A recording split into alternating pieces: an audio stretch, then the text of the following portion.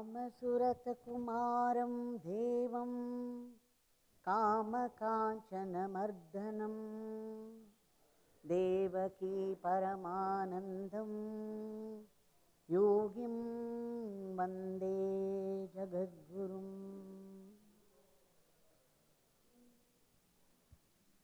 Yogi Ramsuratkumar, Jai Guru Rai.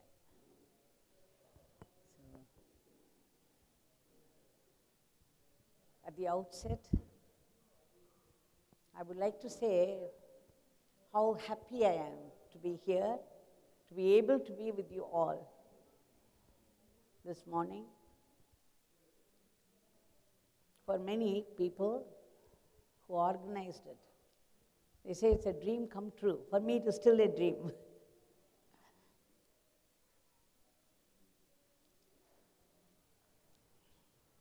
So my Anantakoti, grateful pranams at the lotus feet of Bhagwan, Yogi Ramsuratkumar, for his endless compassion and grace to have arranged for this. And again, for the arrangement of this hall, I owe a debt of gratitude to Sri Sri Muralidhara Swamiji,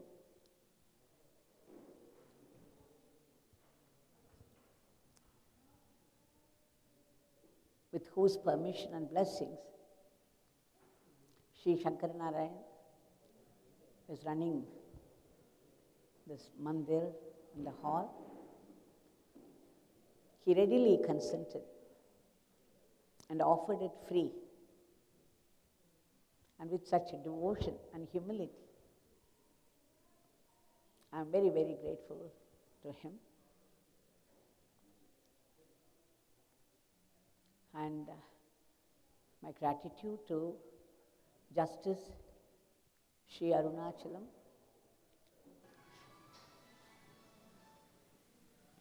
and I owe my thanks to the organizers, and the last but not the least, the audience who come with such love. I feel bound.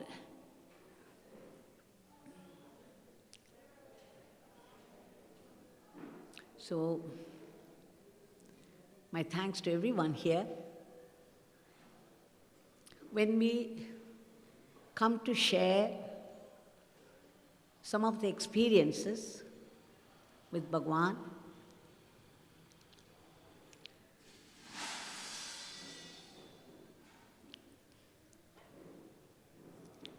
the audience here, I know, will listen to me with rapt attention. It is generally the audience will inspire the speaker, and the speaker will inspire the audience. It is mutual. The way you listen to me will be a great inspiration to me, and what I share with you will be an inspiration to you. Generally, when we go through some of the experiences of Bhagwan, and when we listen to it, it is a yoga by itself, it's a meditation by itself, it's a collective meditation, because we come to enjoy, experience, relive those experiences together. And this is Shravana Yoga. You listen to Satsang, it is Shravana, and it's a yoga by itself because you listen with deep interest and concentration, so it's meditation. But after this, you have to continue it with Manana Yoga, where the points that you come to hear in a Satsang, you bring to your mind again and again and again, until it sinks in deeply and become yours. This is Manana Yoga. And after that, Nidithyasana. Of course, where it begins to express itself as a very intense spiritual sadhana. So,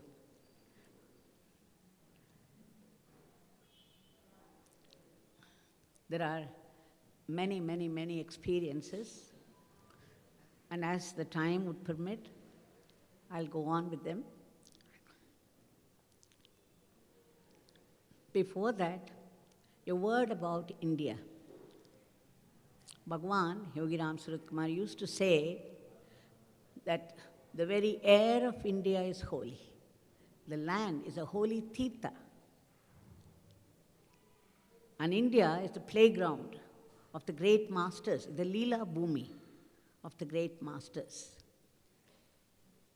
Swami Vivekananda also had said, there's a very beautiful quote of Swami Vivekananda which would draw delightful, cascading peals of laughter from Bhagwan, from Yogi ji. And that is, what has India been doing for ages except producing sages? காலங்காலமா India பெரிய பெரிய ஞானிகள், பெரிய பெரிய ரிஷிகளை ஞானிகளையும் உருவாக்குறத தவிர்த்து வேறு என்ன பண்ணிருக்கு?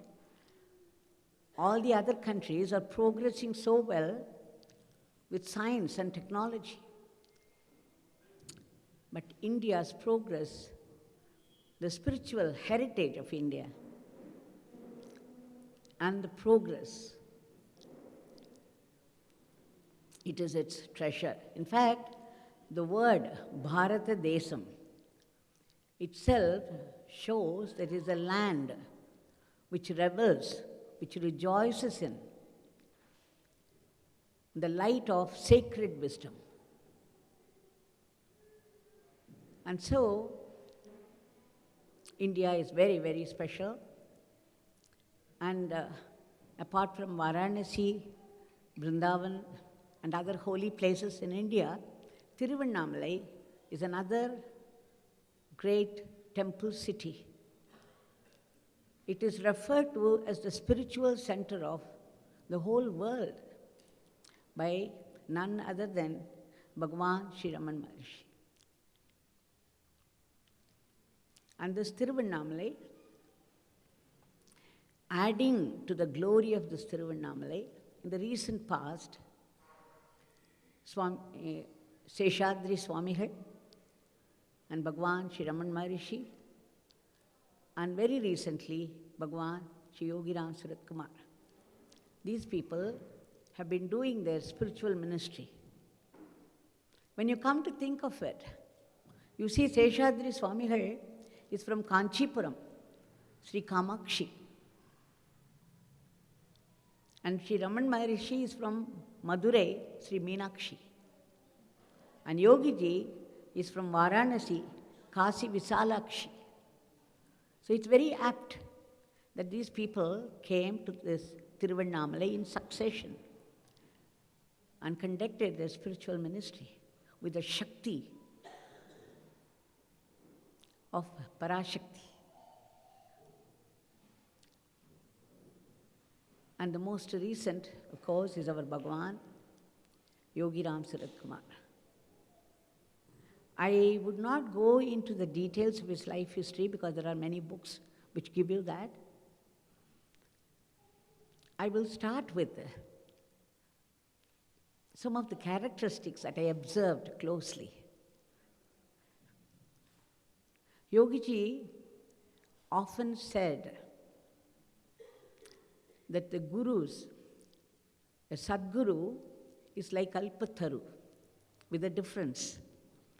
Under Kalpataru, whatever you wish for will come to you immediately. But a Guru is a Kalpataru with a difference. Under this Kalpataru, you may not get whatever you wish for, but you will definitely get what you need. The Guru gives you only what is best for you, what you need.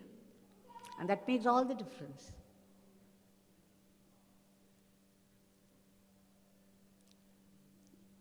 I heard some time back one of the Ramana devotees saying that when people went and reported to Sri Raman Maharishi what is this Seshadri Swami? He is so mad. His behavior is bizarre. Then Raman Maharishi smiled and said, it's not just one madman here, there will be 3 madmen. And then he said, Seshadri Swami, and then pointing to himself, and then said, 3rd one, he stopped. Incomplete. The 3rd one was yet to come on the scene, but we all know now who the 3rd mad person. Yogiji, when he described himself, he said, this beggar is very bad, very mad, very lazy, very crazy. He never called himself a guru. Instead, by way of making fun of us all around, he would say, you are all my gurus. Because we go to the guru to surrender and we start dictating. So it was his pointing out.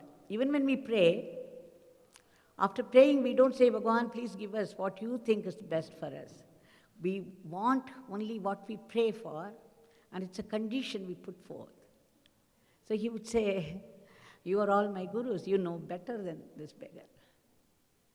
But though he referred to himself as a dirty beggar, and sometimes even dirty sinner, we came to call him Bhagwan. So hereafter, if I refer to the word Bhagwan, it means Yogi Ramsuratkumar. Yogi Ramsuratkumar Bhagwan was very unpredictable. You would never know what he would say next, what he would do next. One of the left hand, the thumb and the index finger would go in rapid succession, as if he was doing japa. He was doing japa of Ram Nam incessantly. And there was always an intense, spiritual, cosmic ambience around him. And sometimes when I sat with him just 1 foot away, the atmosphere was so intense that I would think if I so much as raised my hand, there would be a crackling noise. You know what I mean?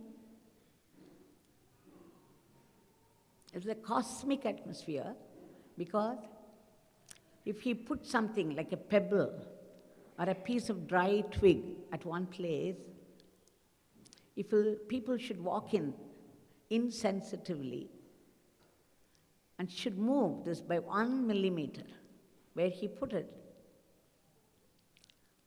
if I or anyone should move it just by 1 millimeter, he would scream and say, what have you done? You have spoiled my father's work. This will have repercussions on the cosmic level. So he was doing a tremendous cosmic work, which he called father's work. And he often said, this beggar lives only for father's work. Nothing else matters, no one else matters. And he always said that his father was very happy with his work. Prior to his enlightenment, he had observed many austerities. Though he was married with children, for 9 years, he would not take anything cooked on fire. He ate only raw vegetables, fruits, and raw milk. He would drink only raw milk. He said he needed them to divinize his body. A tremendous energy rises as we advance with one-pointedness. And to handle this energy, we really need a pure body. So it's very important that we divinize the body.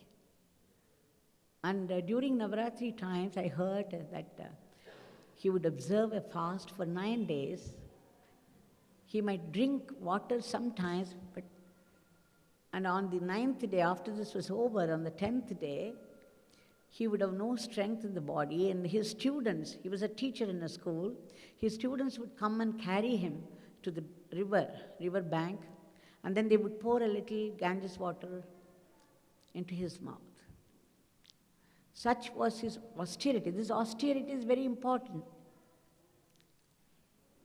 And the tapas, the continuous chanting of the name, deep meditation, and the control over your tongue, the taste and the talk. All that would go into integrating the divinity of the body and the mind and the intellect and the ego. The entire being has to be purified. So, but the same, and if anybody smoked in the same room, he would vomit, I believe. He would run away from the place. But after he took up this tremendous work, which he called Father's work, he was unable to do it in the beginning because he found the vibrations of the people for whom he had to work were very dense. And then his father, the Supreme Father, said, "You take to smoking, you will be able to do my work."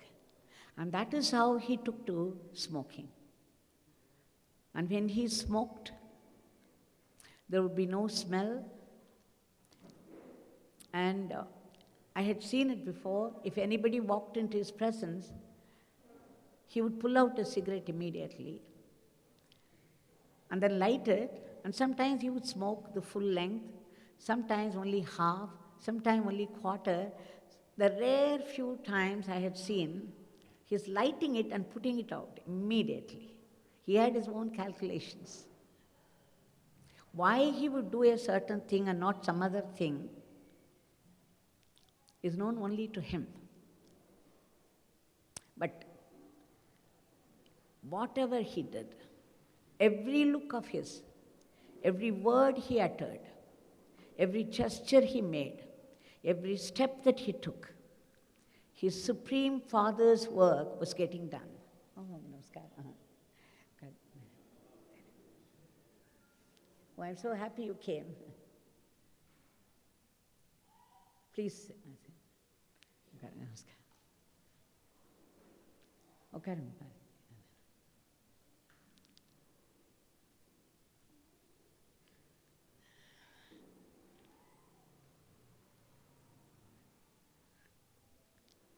So this is what he said, that every look, every word, every gesture, every step that he took, his Supreme Father's work was getting done. No gesture of his, no word of his was ever a waste. Every word. He never spoke at length. No lectures, nothing.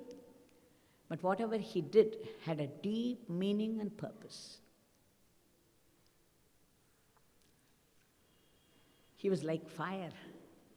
In fact, in the beginning, when I was with him, I was afraid even to breathe loudly, lest he should ask me to go away. The very first time I came to him, I had come with such longing for a guru, and when the very presence of this huge being did something to me, it was a tremendous experience for me. Only a jnani could hand over such an experience in a platter to someone ordinary. So the very first time, when I went inside his house, I was a very different being. I had my own ambitions. And I was planning several things. But after I went inside, after the experience of Yogi Ramsuratkumar, a few minutes, I had changed completely the orientation, changed completely. The one that went inside and the one that came out were two different beings. And after that, it was 7 years of trials and tribulations, many, many tests given to me by the Guru, most of which I failed. I have no shame in admitting, because the Guru's glory is such. So I'll recall a few experiences. As I said, he would do a very simple leela. He would not lecture, but he would create a situation, a certain leela through which he would teach an unforgettable lesson.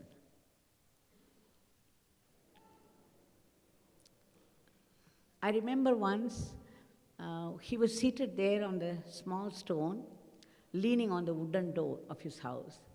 And there's a very small veranda. So I was seated on one side. And next to him in a corner, there was a withered rose. When I saw that, I was thinking, I came to him at the age of 34.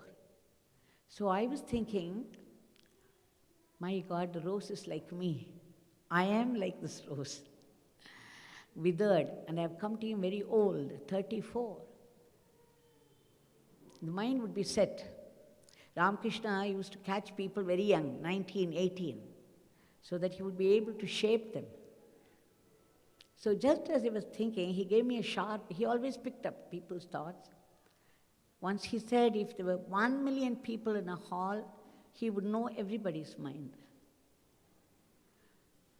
So it's no wonder he picked up my thought, and of course he didn't say anything. A few minutes passed, and then his hand snaked its way to the corner. He was just looking out, but only one hand went to the flower, picked up the flower, he held it in his hand, and he started to breathe into it. And he kept on doing it now and then, now and then. At the end of the session, when he left me, he said, Devaki, come here. And he dropped that flower into my hand. It was as though it was fresh from the plant, brand new. So I understood that he could breathe a new life into anything.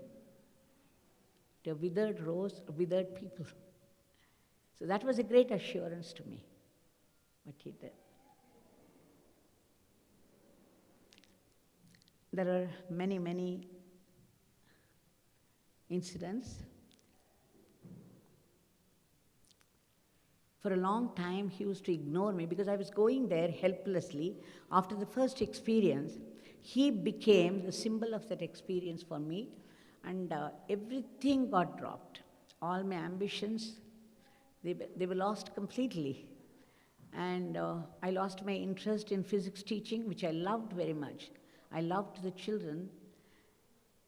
I loved the subject, but everything left me. And there was only one thing on my mind, Yogi Ramsuratkumar. So I was coming to Tiruvannamalai helplessly. Several times, almost every weekend, I would present myself at his door, only to be told sometimes that he was too busy and I could go away. And what is more, whenever he let me in, he would ignore me completely. He might bless somebody with a favor on this side, and he might give a personal service to somebody on this side, but he would leave me out in the middle. It was a very deliberate gesture. For his own reasons, he was doing that. It was okay with me. For me, his darshan was enough. I would come only for darshan, even at a distance. A glimpse of him was enough. But at one point, when he did this repeatedly, the mind started to grumble. Oh, how is that he's favoring this person with this, that favoring another person with this personal service? He's not even looking at me. And then, the mind being what it is, it was lamenting. And he always made me sit near the door. And he would say, any time this beggar is asking you to go, you have to go. It was okay for me because just one glimpse will do for me. It made my day, and the days after.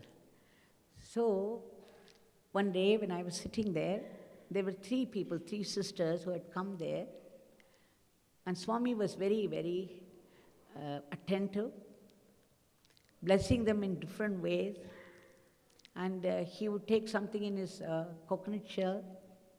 After drinking something from that, he would hand it over to them and they would drink.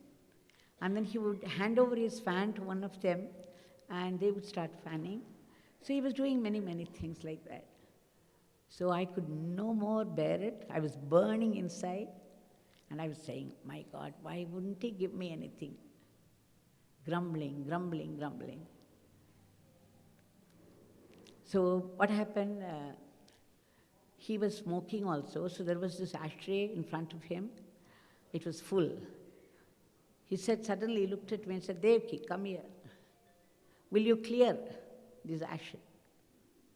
I jumped in joy here at last, at long last. He was giving me some personal service.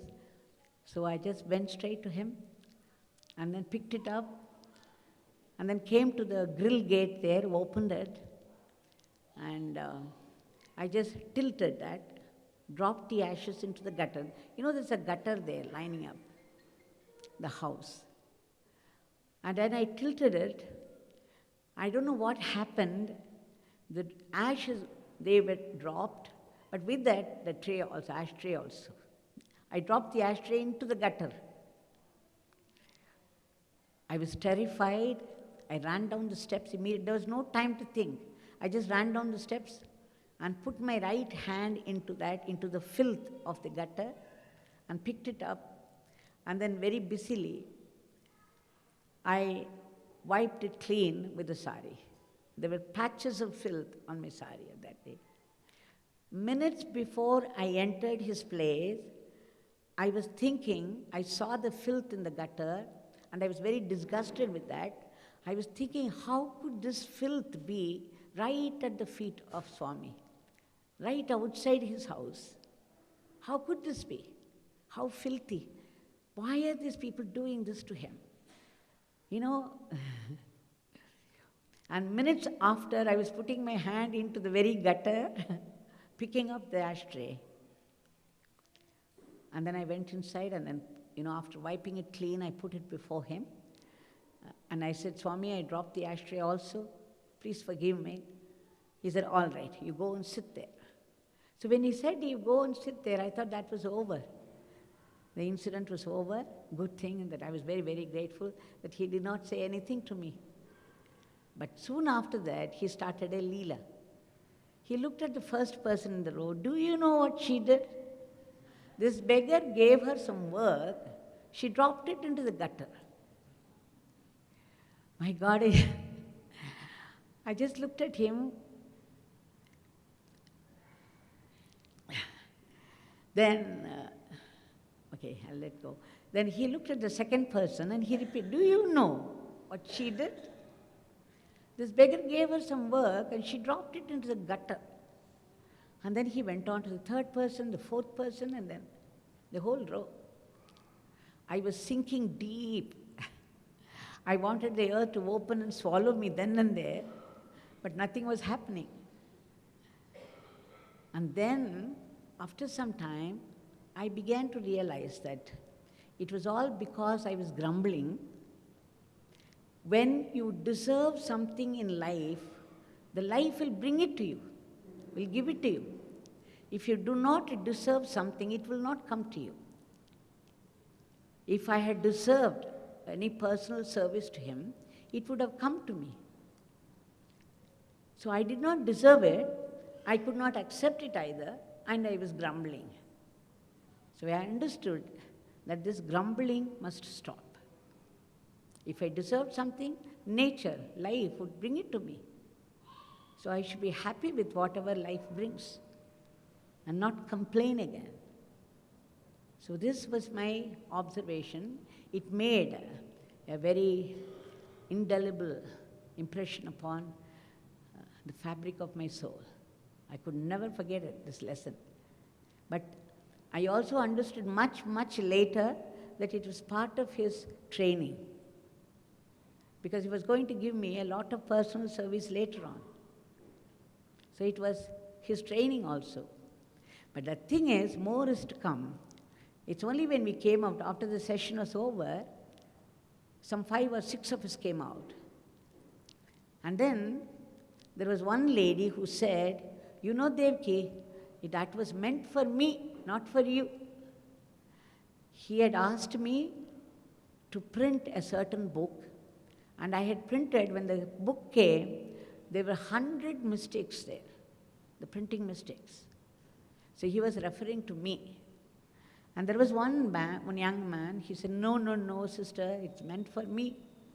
You see, after much prayer, after chanting his name, I got a job in one company. But then soon after that, I began to find fault with everything. I was very unsatisfied.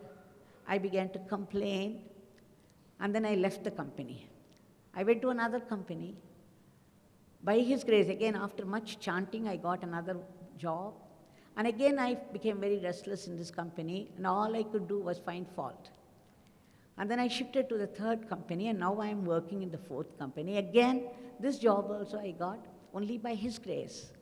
So I thought that after chanting his name, it is by his grace I got this job. And I was complaining. The work that he gave me every time, I'm dropping into gutter. So he referred to me, not any of you people.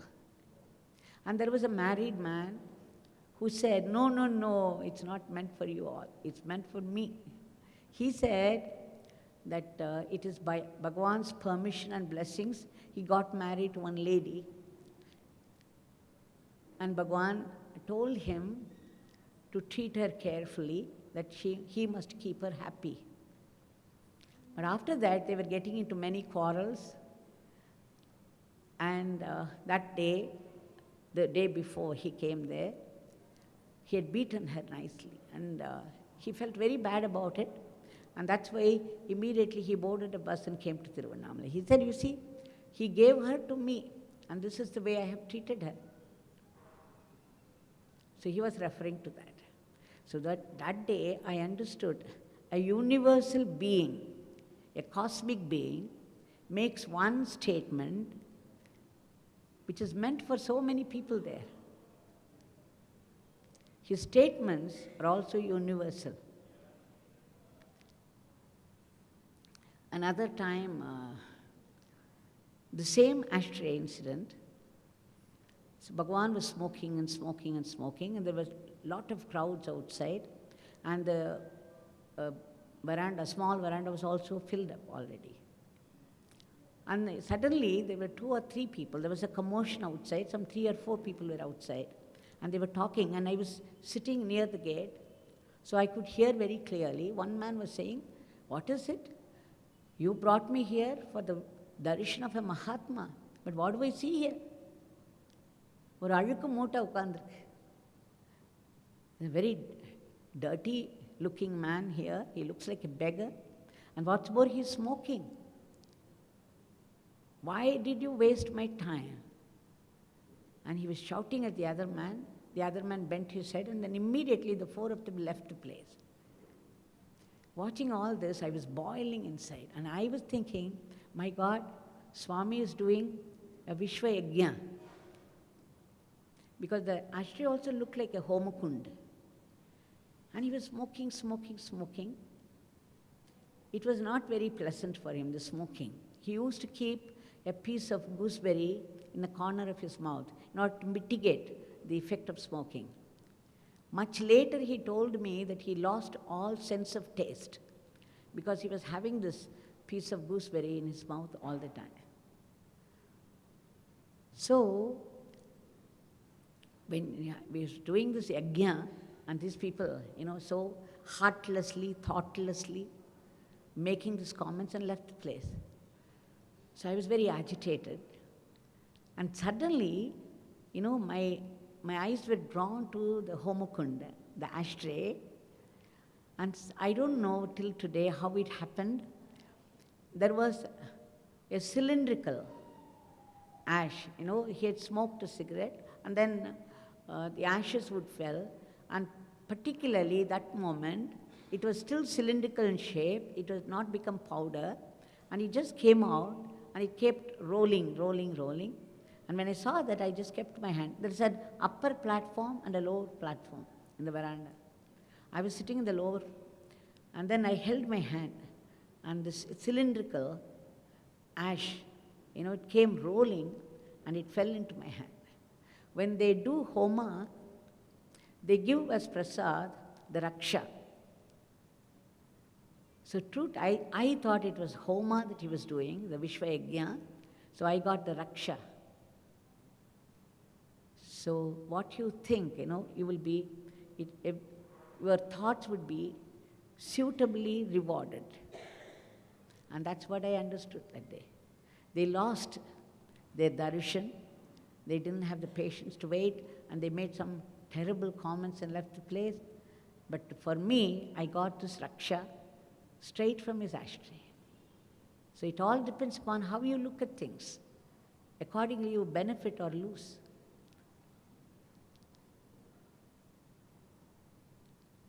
Another day, I had bought, he used to have a small vessel. There was an old vessel.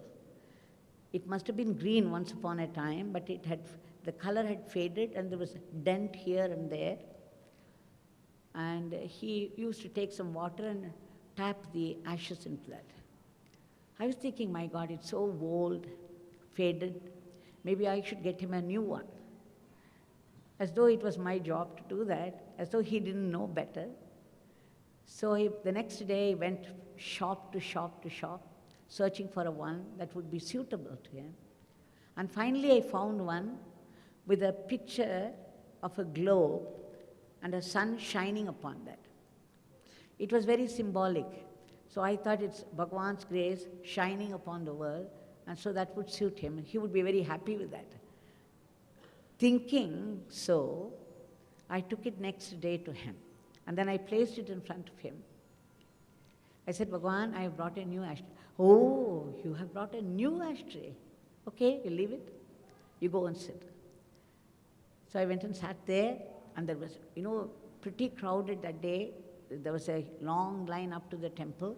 People were coming. It was one by one, spiritual ministry. And then, he continued using the old one, ignoring the new one completely. So I thought maybe he had forgotten. I wanted to draw his attention to that. And I said, Bhagwan, did you notice that? There's a globe there and the sun is shining. Oh, there's a globe there. There was one Jairama sitting next to him. Jairama, is there a globe in? It was there right in front of him. Is there a globe in the Jairama? Yes, Swamiji. Is there a sun, Jairama? Yes, Swamiji. The sun is shining upon the world? Yes, Swamiji. Oh, all right. And then he left it. He began to ignore it again. And the spiritual ministry went on for another 40 minutes. I thought, how stupid can we get? So after that, I thought maybe he's forgotten again. Somehow, I wanted him to use it. And I wanted to draw his attention to that again and again. So impertinently, again I started to say, what he was doing? If the people came inside one by one, if you were smoking the burning cigarette, he would give it to Jairama. Say, Jairama, keep it. And then he would give a pat on the devotee, say, Ram, Ram, my father blesses you, and then dismiss them. He would give a sugar candy or a plantain or something. So this was going on, and every time he was handing it over to Jairama and then taking it from him. So you see, at the height of stupidity, I said, Bhagwan, there is a groove there. There are 2 or 3 grooves in the new ashtray. You can keep your cigarette there. Little knowing what was waiting for me. I said that. He said immediately with all innocence, Jairama, are there grooves in the ashtray? He has been smoking for so many years. Are there grooves? Yes, Swamiji, there are grooves. Oh, there are grooves. I can keep my cigarette there, Jairam? Yes, Swamiji. Jairaman used to say without any expression, yes, yes, yes to everything. I had to learn that. So, okay, it was over. Then after the whole thing was over, and I was the last person to leave, he said, Bhagwan said, Devaki, this beggar is leaving you. And then he dropped a fruit into my hand. I thought that's okay. Because after the second thing, and he was still ignoring that, I began to feel this some warning, and I began to have some uneasy feeling in my stomach that I was pushing ahead impertinently. And so I kept quiet. After that, I became wise a little. And then I kept quiet. At the end, he dropped some fruit into my hand. I thought, okay, good, it's over. And then, when I was about to reach the gate, I was just putting my hand on the gate, said, Devaki, wait a minute, please come. And then he took the brand new ashtray, dropped it into my hand and said, you can keep it. You can imagine my plight. The whole night, I sat and cried and cried and cried. And the next day, I returned to him with a swollen face. There were many, many people there. So he let me inside. And then he said, this beggar is going to tell you all a story today. This beggar once went to Arunachaleshwara temple. It was very crowded. There were many men on this side and the women on the other side, each one carrying a plate of coconut, plantain and betel leaf, and also a mala in hand for the archana for the puja of Arunachaleshwara. So the pujari of Arunachaleshwara was coming out. He would take the plate and mala from the first person, go inside, do the puja, put the mala on Arunachaleshwara, and take the previous one out of him. Would come back and give it to the first person. And then he would take the plate from the second one and the mala. So he would put this mala now and take the previous one and hand it over to the next person. So this was going on, one after the other. But in the same row, there was one man with a very beautiful handmade, homemade mala, very beautiful. So he was watching all that. So when his turn came, he said, Pujari, this mala is very, very special. I've been watching you taking the malas out of Arunachaleshwara within minutes. Please don't do this to this mala. I would like this mala to stay on Arunachaleshwara. The pujari got wild. What are you saying? You're putting conditions to Arunachaleshwara? Once you give something to Arunachaleshwara, it becomes his to do what he likes with it. You have no right to put conditions. If you put conditions like this, you keep it with you. I will not put it on Arunachaleshwara. Swami finished here. He didn't say what went ahead after that. He said, so when you give something to somebody, it becomes theirs. After that, you have no say in the matter. This is dana. This is giving. How many times we all say, Swami, I have read many, many letters to Swami. In every letter, everybody would write, I surrender myself at your feet. And then the second sentence would start, I am building a house. Please complete this house. Please bless me to complete it. And then some people would say, I have a son who is unemployed. Please bless him to get employment. A childless couple, please bless us with a child. There will be many, many, a list of them. And then Bhagwan would say, Devaki, see how they have surrendered to this beggar. They are only surrendering their problems to this beggar. So this was a lesson I learned, that once you offer yourself to yourself or anything for that matter, you have no. So once we offer ourselves at the feet of the Guru, we have to learn to accept whatever he gives and not grumble, not dictate, not even to worry whether they put it to use or not. I've seen people, coming and keeping 10,000 rupees, a bundle there. And once I think somebody had come and he kept a bundle of 10,000 rupees. And then Swami said, oh, you have brought this? All this money is for this beggar? Yes, Swami. This. Oh, thank you so much for bringing this money. This beggar needs it very badly. I was just, some of us were sitting up. Listen, what is this Swami saying? He's so eager to take this money. And then 2 minutes after, there was an old lady, a village lady, a villager seated there, Amma, you said that your daughter's marriage is fixed and there's no money. Here is he, father has given money. It is this beggar is giving you, you take it. The next minute, the bundle went into her hand. There was an incident, there was once, it was about 12 o'clock, and the sun was oppressively hot. And there was one drunkard. We were all seated in that small veranda. This drunkard had a knife in hand. And he was challenging. He was saying, "Hey, yogi, if you are a yogi, come out. You scoundrel, come out.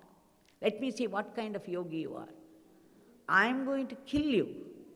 And he was so drunk, totally drunk, he would do anything. I was so scared, I held my breath. I was praying to Yogi Ramsuratkumar himself. But in one jump, Yogiji got up, he went to the gate, he opened it, he presented himself on the top step. 2 minutes would have passed. And the next thing I heard, I was so scared that the drunkard might do anything to him. But 2 minutes, the drunkard, he screamed. He dropped the knife, he screamed, and he started to run. And the way he ran, it looked as though the very devil was after him. But Swami, he was blessing him. He was blessing him until he disappeared out of sight. So that is a Mahatma. We do not know what transpired between the drunkard and Yogiji, but the result was obvious. So these are all some of the very serious things I've been telling you. Maybe I should add an element of humor. Yogiji had very keen sense of humor. I remember some of us had gone to him. We used to have morning darshan as well as afternoon darshan.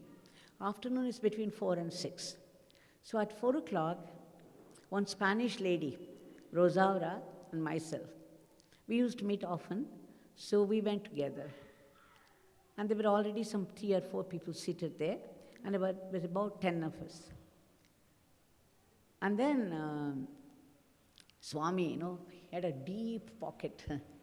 He put his hand into this deeply and pulled out a withered string of flowers. He had a knife in hand, so he cut it into pieces. Then he called the first one, "Come here." He gave that piece to her. It was withered, but then we never mind. It was prasad for us, so we were very happy. And then he gave the second piece to second person. He would just look at people sometimes. Sometimes he would make a gesture. So 3, 4 went on very smoothly. And the 5th, he took out this, and then, it used to be a little dark there, the veranda. So he looked, he didn't use any gesture. He looked at it, and I thought he was looking at me. Rosaura thought he was looking at her. So both of us got up.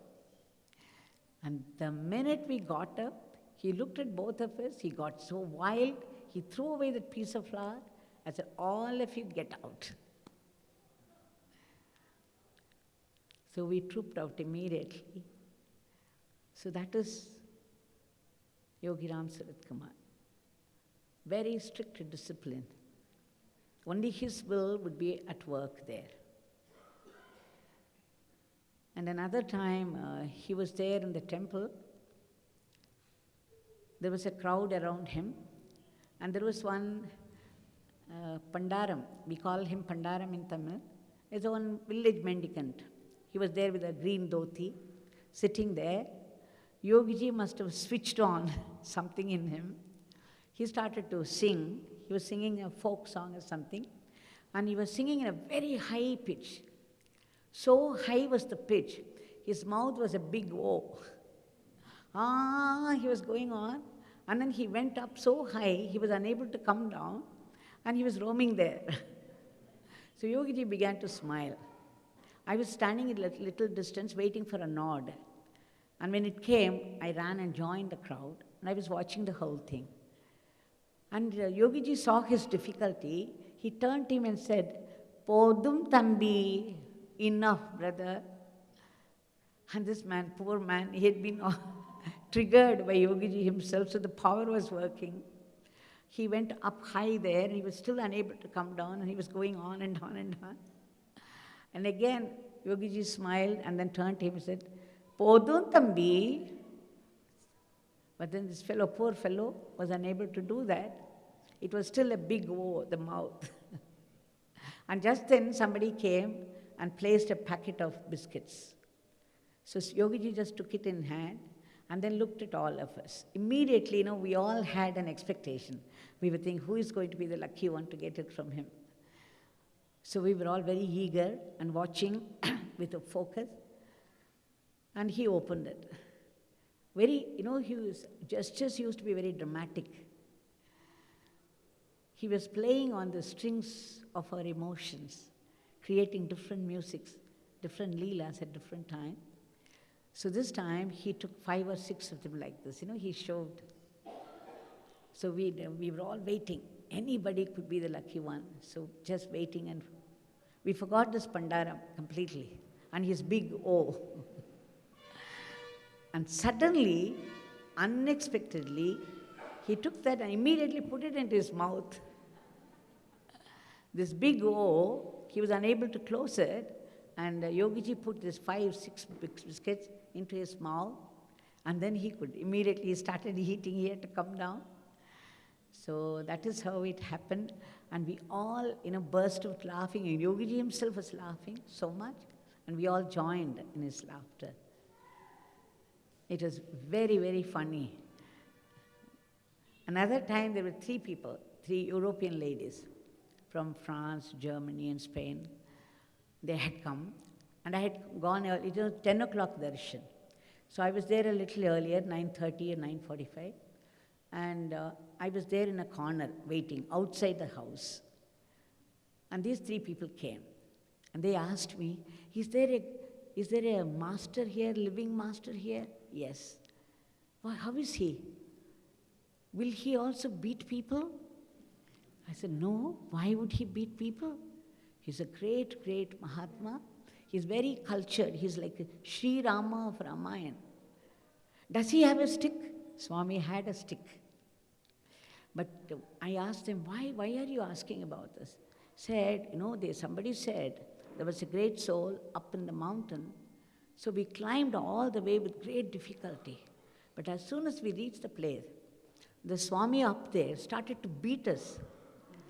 We were terrified, and immediately we ran down. So we don't want a repetition of that. So we want to know whether this Swami has a stick also in. I said, no, I was very carefully avoiding the topic, but they mentioned it again and again. Finally, I said, no, he doesn't have a stick. You don't worry about it. He's very, very cultured. He speaks excellent English, and he talks very beautifully. You will be completely lost there. Oh, so they were very assured. And just then, a very hefty foreigner was coming. And then he looked at the 4 of us standing there in a corner, and he gave us a smile. And the smile spoke so much, as though, why are you people so afraid even to come near the gate?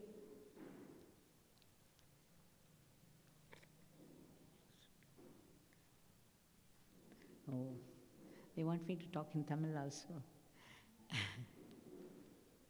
How many Tamil-knowing people are here?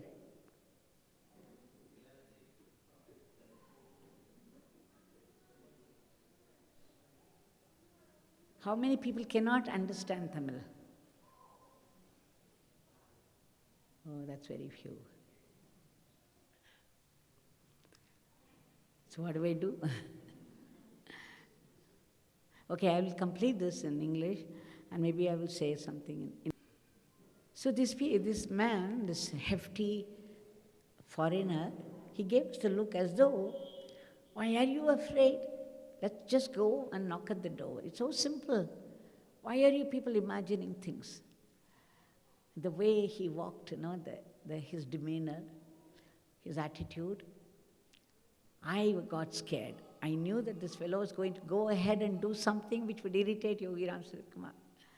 And just as I guessed, he went and knocked at the door. He opened the door himself. He went inside and pushed the wooden door also. I held my breath because I knew there could be an explosion also. Then the next second, this American, the heft American, came running down the steps, and Yogiji was after him with a stick in hand. He was running, and Yogiji wouldn't leave him. He went with a stick. Oi, oi, he said, and then he was running after him. And he was running there. You know, you could imagine the scene, how funny it must have been and how terrifying also. And I wouldn't look at those three people. The three ladies were just behind me. I dare not look at them. So I was just looking at, I just didn't know how to react to the whole situation. And I'm sure. So that Swami, went till the very end of the street. And then he walked very slowly with a stick in hand still. But the stick was no more like this, held up. It was down. And then he was coming. And then I was praying, Bhagwan, please, please. I said, you don't have a stick now. You have landed me in trouble. What will I do? And when he came near, he gave a deliberate look towards us and smiled, a beautiful, bewitching smile. And then walked in casually. And then I turned to the side. And they were smiling. They were completely overcome by the smile that Yogiji gave. And then immediately I was called in, and I said 2 European ladies came. And I repeated the story, and then he laughed and laughed. Of course, he knew everything. He deliberately came out with a stick because, I was defining him. I was saying he's very cultured. He's like Sri Rama of Ramayana. I was putting him, framing him into a definition. They are not bound by any of your definition. They are beyond all that. The minute you say Yogiji is like this, he will go right ahead to betray you. I learned it afterwards, that never to come to any conclusion about him. It was unpredictable. So, Bhagwan used to say, Father will see to the rest. Yogi Ramsuratkumar. Thank you so much. நீங்கள் ஒரு அட்டென்ஷனோடு இதை கேட்டிருந்தாலும் சரி, கேட்கலைனாலும் சரி, நம்ம எப்பெல்லாம் குருநாதரை பற்றி, பகவானை பற்றி நம்ம பேசுகிறோமோ, அப்போல்லாம் பகவானுடைய பவர் அந்த வார்த்தைகளுக்கு உண்டு. அதனுடைய பவர் நம்மளுடைய ஆத்மாவை போய் டச் பண்ணி, அது செய்ய வேண்டிய வேலையை செஞ்சிடும். இதில் எனக்கு அசைக்க முடியாத நம்பிக்கை இருக்குது. இது சில என்னுடைய அனுபவமும் கூட. அதனால் இந்த நேரத்தில் இவ்வளோ தூரம் உட்காந்து பொறுமையாக இதெல்லாம் நீங்கள் கேட்டது எவ்வளவோ பெரிய ஆசீர்வாதங்கிறத time will prove. Thank you so much for this love and support.